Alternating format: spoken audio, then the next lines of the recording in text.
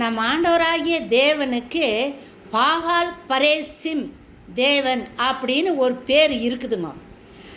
மோய்சன் எகிப்திலிருந்து இஸ்ராயல் மக்களை கானா நாட்டுக்கு வழி நடத்திட்டு வந்தார் இல்லையா?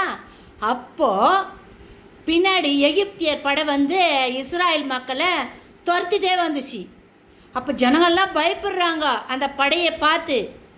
அப்போது அந்த பக்கம் கடந்து போகிறதுக்கு இஸ்ராயல் மக்களுக்கு வழி இல்லை. செங்கடல் வந்து குறுக்க நிற்கிது. செங்கடலை தாண்டி அந்த பக்கம் போனோம். பின்னாடி எகிப்தின் படை துரத்திக்கிட்டே வருது. அப்போது மோய்சன் என்ன தெரியுமா சொன்னார்?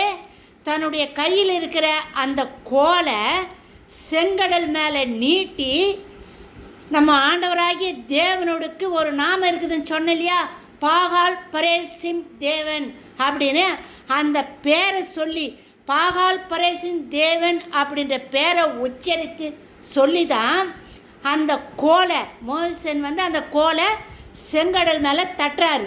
தட்டும்போது செங்கடல் வந்து ரெண்டாக பிளக்கப்பட்டு இஸ்ராயல் மக்களுக்கு வழி விடுது அந்த பக்கம் போகிறதுக்கு. அப்படின்னா பாகால் பரேசிம் தேவன் அப்படின்னா என்ன அர்த்தம்னா, தடைகளை உடைத்து வழிகளை உண்டு பண்ணுகிறவர் அப்படின்ற அர்த்தங்க. இந்த அர்த்தம் மோய்சனுக்கு தெரிஞ்சதுனால தான் அந்த நாமத்தை பாகால் பரேசிம் தேவன்ற நாமத்தை உச்சரித்து கோலை தட்டினார். செங்கடல் மேலே கடல் ரெண்டாக பிளக்கப்பட்டது, தடை நீக்கப்பட்டது, வழி உண்டாயிடுச்சு. ஸோ நம்ம இஸ்ராயல் மக்களெல்லாம் அந்த பக்கம் போய் செங்கடலை தாண்டி அந்த பக்கம் போய் சேர்ந்துட்டாங்க.